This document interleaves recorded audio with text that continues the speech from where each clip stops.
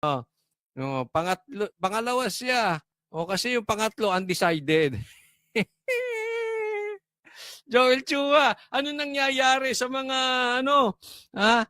Ano mangyayari dito? Naku, kawawa ka, Katamba. Sayang ang mga na-invest mo sa mga aso mo, pinakain mo, pinatawa mo. Ay, hindi pala aso. Sayang yung mga pinakain mo nga karne sa mga buhaya mo. Uy, Tamba. Tapos mawawala lang congressman. Naalala ko, may nilabas akong video si Joel Chua. Mamimigay ng ayuda ang sinisigaw ng taong bayan, Yorme Isko. Patay ka dyan sa Maynila. Yan ang balita. Magbabalik artista si Dan Fernandez. Sumama ka, gawa kayo ng pelikula. Gawa kayo. Bagay kayo doon. Ay habol nyo sa Manila Film Fest. Baka sakali.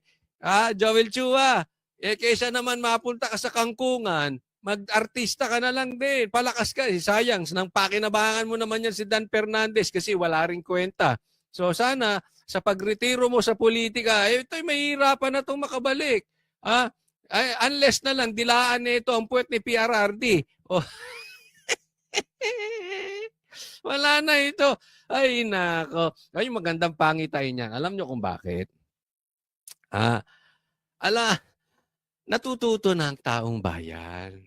Hindi na sila papabudol. Last na yung pangbubudol ni Marcos. Ako ba nga pala ay nagpapasalamat doon sa mga kababayan natin dahil sabi nga, inaamin na nila na sila ay nabudol at sila ay nanunumbalik na sa mga banateros, banateras. Naniniwala na sila na kaya hindi namin i-promote si BBM dahil sabi nga ni PRRD, bangag. So talaga kami kahit dati hindi namin sinuportahan niya kahit sinabi ni VP Sara, 'di ba?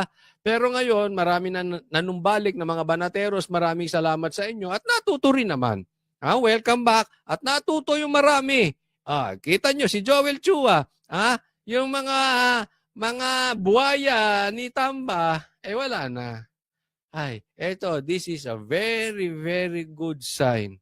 Salamat. At sana po, mas marami pang taong magising. Hindi na po sila maging magpapabudol muli. Sana last na yon. But again, magandang pangitain na ito. Talagang natuto sila sa pambubudol ng Marcos. So Joel Chua, congratulations. Ipon-ipon ka ng marami and I suggest yung mga naipon mong pera, wag mo nang ubusin sa election dahil hindi ka naman nanalo. Itago mo na yan. Make sure na kung ano man yung naliko mong pera dyan sa iyong pagiging politiko, ay umabot hanggang sa third generation, fourth generation mo nang hindi na magtatrabaho yung iyong mag-anak at umasa na lang doon sa mga nalikom na pera. Di umano. Yan ang sabi-sabi, ha? Pero, baka sumugal ka pa kasi, malabo ka ng manalo. Okay? So, since congressman ka pa naman hanggang mag-2025 election, pagbalik ng sesyon ng 19th Congress, banatan mo ng banatan si Duterte nang mas marami ka pang mapakinabangan sa amo mong buhaya at makapag-retiro ka ng maganda-ganda sa politika. Okay? So, yan ay suggestion lang naman. Kung ayaw mong sundin, bahala ka sa buhay mo. Matanda ka na eh. Ano ka na? Sama ka na lang kay Dan Fernandez, mag-artista kayo parehas. Okay?